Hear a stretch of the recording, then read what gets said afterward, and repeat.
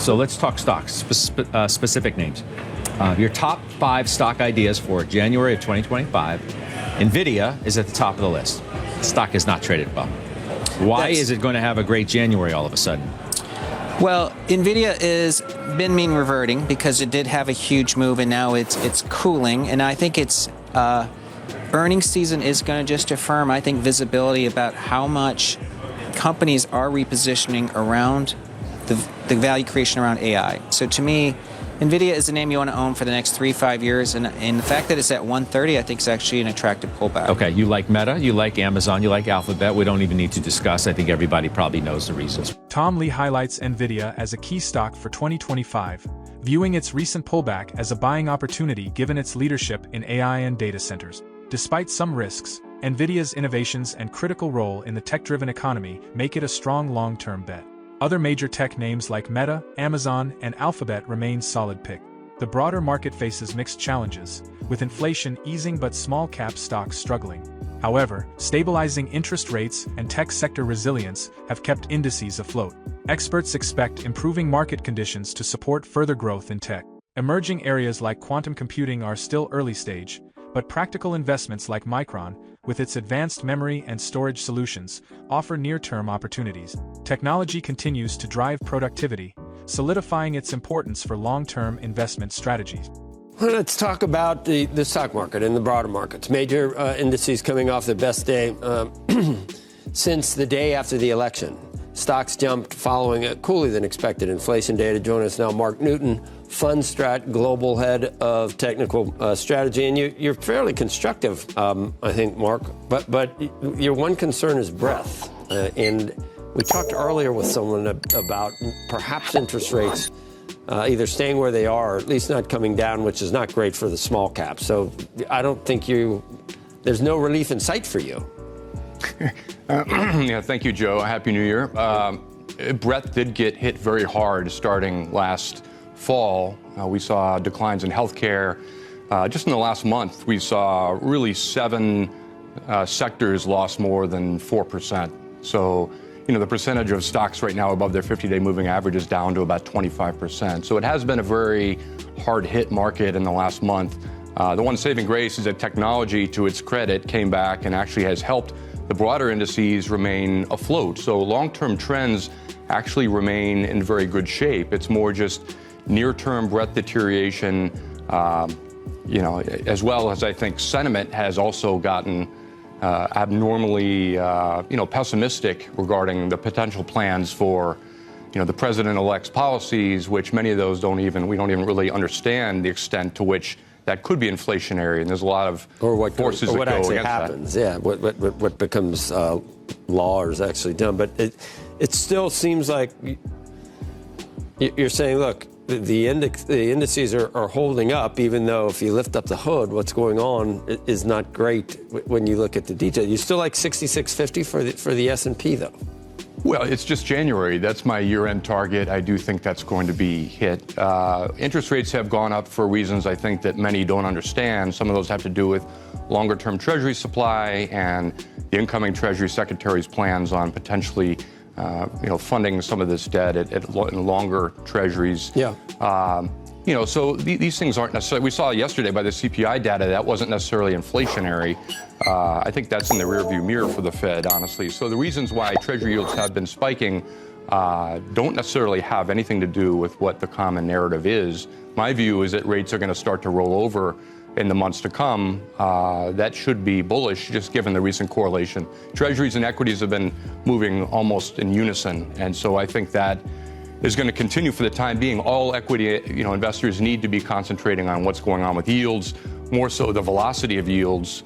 If they were to spike above 5%, that would be a short-term concern for the market, but we haven't seen, substantial trend damage to think that any of our upside targets that we set last month are going to be derailed. We've had other guests on just today that almost said things that were in direct opposition to what you just said. Right. Expecting inflation either to stay sticky where it is or even move higher, potentially, and for interest rates to at least stay where they are, possibly move higher. You think the corollary, you think the other situation happens? I think things are a little bit overbaked with regards to yields having pressed up. And inflation, too. You think inflation's under, you said that it's in the rearview mirror for the Fed? I think that's absolutely correct. Really? When you look at the factors that make up, inflation with regards to shelter, Then he car mentioned prices shelter and being this and that. the sticking What about point. energy? Yeah, $80 oil.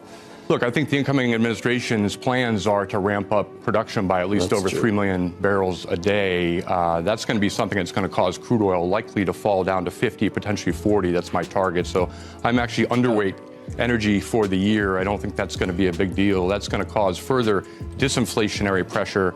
And I think China is something that nobody's talking about. I mean, they're entering a time when it could be a very deflationary time, not unlike Japan was in the 90s. Their interest rates are down 300 basis points below Treasury yields. So that's something that they're going to need a lot of stimulus to be able to help their economy recover. Those are factors that are going to offset any potential tariffs being inflationary, in my view. So we're looking at the tech sector. Look, it's off to a slow start today. You have the NASDAQ higher, but it looks like it's breaking a 5-day losing streak. 27% rally in the NASDAQ 100 last year. So now what? What's the sign here going into this new year? Our panel is ready. Kim Forrest, founder, chief investment officer at Boca Capital Partners, and Michael Robinson, tech analyst. Good to see you both. We have seen some weakness of late. Kim, first off to you. Is tech done, or is there maybe some nice opportunity here on some recent weakness? So tech is never done. Never, ever, ever. And why is that? It's because technology is the thing that brings productivity mostly to businesses and somewhat to regular consumers. I just don't think consumers are all that. They don't like to pay for technology. They do it indirectly, we'll say, by giving up their private data. But that's neither here nor there. So technology has had a rough go of it, mostly because of the Fed. With their indecision, or everybody's indecision on are they going to raise, are they going to lower. But there are some values out there because of the tenseness that we've had in the last couple of weeks. So hooray for tech. It lives again in 2025. And I know we have some names that we're going to be talking about momentarily. Michael, do you see some opportunities here? You're asking about Palantir and Nvidia. I see opportunities with both of them. I'm glad they've slowed down a little bit. I look on this literally as a buying opportunity. It's the time to load up a little bit more. From a technical standpoint, Nvidia is just sort of holding its own. It's trading in a very tight band right now, meaning it could break out or break down. The market really, from the technology perspective, I think all eyes are on Blackwell, the new AI chip. And what Nvidia has done is releasing that, but also has been pivoting into, there's a multi-trillion-dollar build out in AI data centers, and Nvidia's involved in that. There have been some issues with Blackwell about heating, and as the sales are the sales slowing down significantly. We've seen a pause in some of the orders, but originally this thing was booked out for a couple of quarters. So I think a risk for the market and for the tech sector would be when Nvidia announces earnings on the 26th of February, if they were to announce a significant downgrade of the forecast for Blackwell sales, I think we would see people getting really upset. But here's the thing, as Kim mentioned about technology, I've talked about several times. No Nvidia, no technology, no U.S. economy. We are way past the tipping point. So I'm looking at Nvidia as a good buying opportunity right now. I like these prices. I like where it's going. I like where it's moving into. Same thing with Palantir. They basically have their hands on the keys to the kingdom because of what they've been able to do in getting more and more government contracts. And we have a new administration coming in that's looking to cut costs, to do more with less, and that puts Palantir in an even better position than what it has been in the last 5 years. I have so much to talk about with both of you.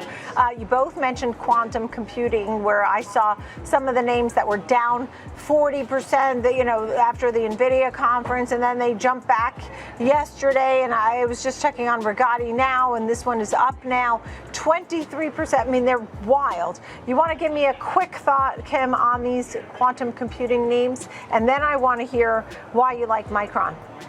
Sure. Okay, so I have to disclose this. I always do, that I was a software engineer working in AI. I worked at a company that created neural networking tools, which is the backbone of what OpenAI is. So I'm trying to tell you, I know this stuff as a practitioner. Quantum computing is extremely interesting, but it's so early. And my big headline is, yeah, somebody got something to work, but we don't know if it's the right answer or not because the darn things are so complicated. So there's going to have to be a long build out, and that's the bad news. So I think investors are entirely way over their skis on this. So let's talk about what we could do right now. So data, we have a lot of it. Micron is a company that helps companies store data, and it also helps companies get information into those Blackwell chips with some of their products. And that's why we like it, because it's just for the old stuff, just plain old storing data on their NAND devices. And they have super speedy DRAM, which is really useful in new AI applications and probably quantum computing, whatever decade that's going to happen in. In January 2025, Nvidia is seen as a strong buy despite recent pullbacks, thanks to its central role in AI and data centers. Tech giants like Meta, Amazon, and Alphabet also remain solid picks, while small-cap stocks face challenges. The broader market is supported by the resilience of tech, with inflation slowing and interest rates stabilizing. The tech sector, especially companies like Micron, continues to drive productivity and innovation, making it a key focus for investors. Quantum computing, though still uncertain, holds potential, and the outlook for the tech industry in 2025 remains positive. Is Nvidia's pullback an opportunity for long-term growth? What's your take on investing in quantum computing over the next decade?